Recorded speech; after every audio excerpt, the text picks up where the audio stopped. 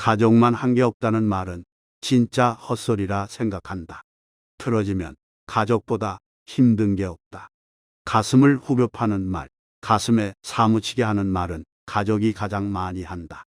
감정이 들어간 말과 행동의 상처 기억은 70세가 다 되어도 가슴이 무너질 듯 아프게 새겨진다. 세월이 오래 흘러도 잊혀지지 않는다.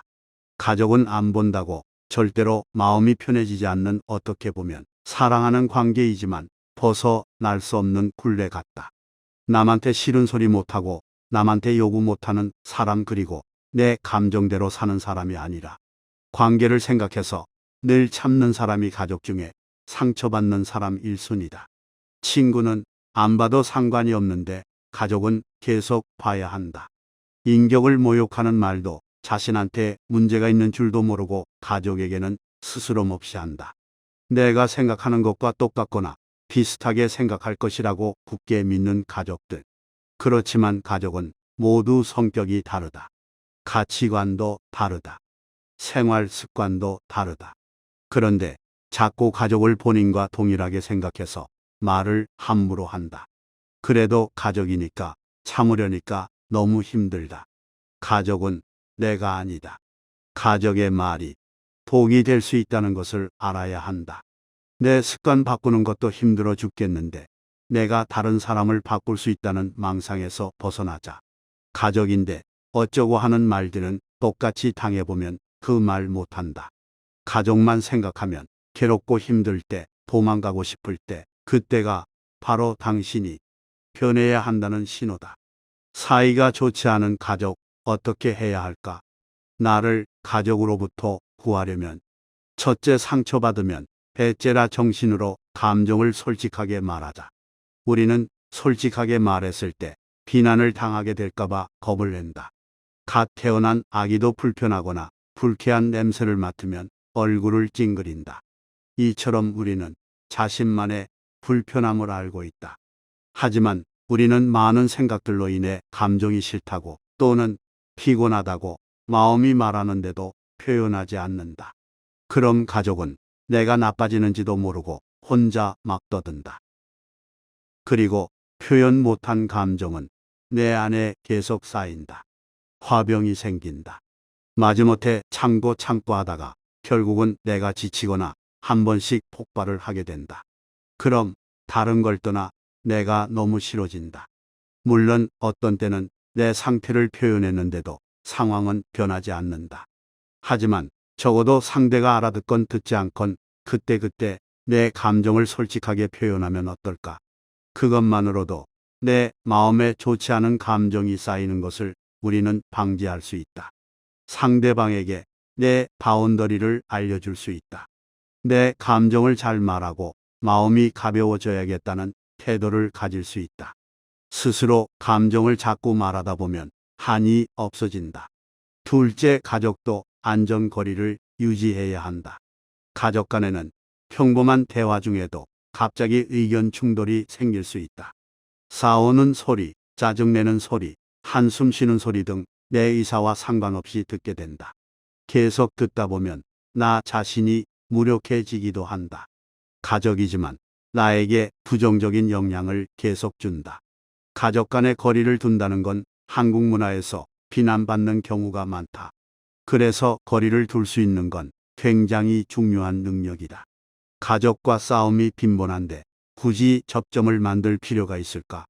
가족과 살더라도 내 할 도리 정도만 한다고 생각하면서 어느 정도 거리 두기 연습이 필요하다. 우리는 가족이란 일해야 한다는 프레임에 갇혀 있다. 그래서 거리를 두면 죄책감이 올라오고 불안이 올라오고 내가 잘못하고 있다고 생각된다. 항상 그동안의 가족 관계에서 나왔던 패턴이다. 그럼 나는 왜 그렇게 가족과 멀어지고 싶을까? 우리는 태어나면서부터 사랑과 돌봄과 정서적 안정과 신체적인 안전, 이 네 가지의 욕구가 필요하지만 그것이 채워지지 않았을 것이다. 어느 정도 가족 간의 안전거리가 확보되어야 나를 객관적으로 볼 수 있다. 지금이라도 내 삶에 부족했던 욕구를 충족하기 위해서 내가 뭘 할 수 있는지 생각할 수 있다. 그래서 가족도 미워할 수 있다는 것을 인정하면 용서할 수는 없지만 이해는 한다. 심리적인 거리감의 확보, 가족과의 안전거리가 나에게 건강한 자존감을 가지고 독립할 수 있도록 해준다. 셋째, 가족의 책임을 절대 대신 책임지지 마라. 우리는 가족 안에서 모두 저마다 드러난 혹은 드러나지 않은 역할을 수행한다. 가족의 패턴을 유지하기 위해서 그냥 내가 그 역할을 하는 것이다.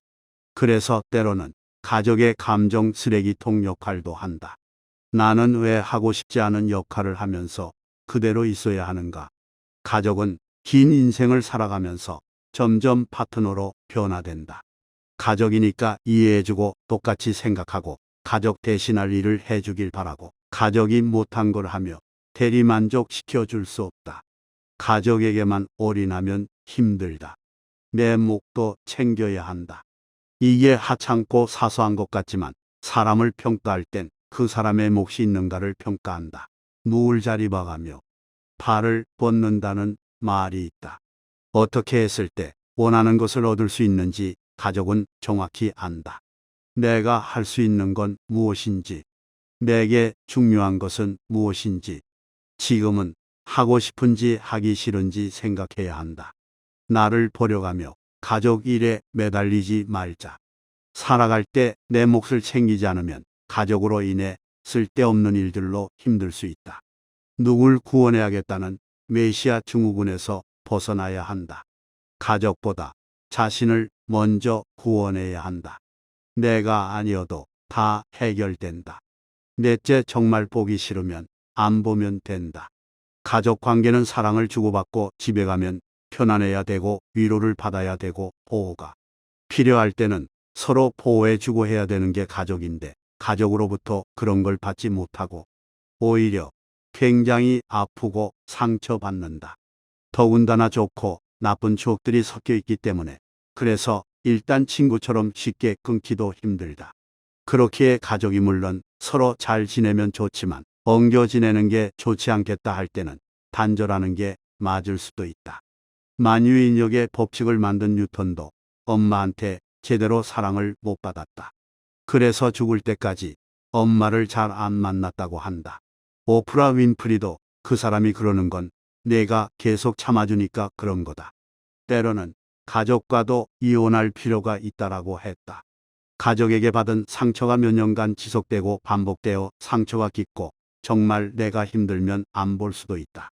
가족이란 명분으로 반드시 찾아가고 연락해야 된다는 룰은 없다. 그들이 당신과 문제를 풀 생각이 없다면 싸울 필요도 없다. 극심한 죄책감 구간만 잘 견디면 오히려 더 자유로워지고 잘 지낼 수 있다. 다섯째, 앞으로는 더 이상 자신을 버리지 말라. 사람은 성취감과 행복을 위해 저마다 다른 길을 선택한다. 누군가 자신과 다른 길을 간다고 해서 그가 길을 잃은 것은 아니다라고 달라이 나만은 말한다. 내가 살아가면서 부모님이든 혹은 어떤 사람이든 나한테 상처를 주고 사라져 버리는 경우가 대부분이다. 가족 속에서 내가 감당할 수 없을 만큼 힘든 게 무엇인지 알아야 한다. 내가 먼저 살아야 가족도 살릴 수 있다. 내가 어떤 상황이지, 내가 무엇 때문에 힘들지, 이것을 인지하거나 인식하면 된다. 그러고 나서 우리가 좀 더 힘이 생기면 우리는 우리를 인정한다. 내 파진 상처를 볼 수 있다.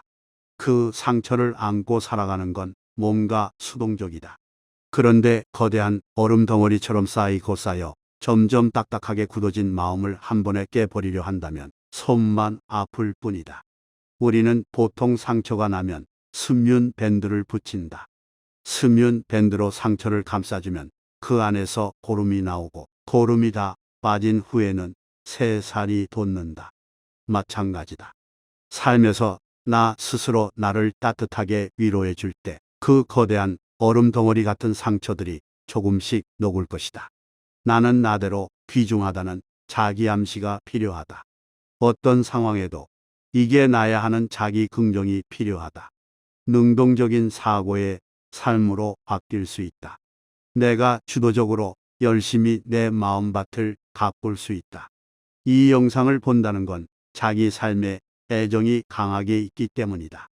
힘들 때 계속 힘들 거야는 우리 뇌의 착각이다. 힘든 건 영원하지 않다. 힘들 때는 희망을 가지면 된다. 영상 봐주셔서 감사합니다. 행복한 하루 되세요.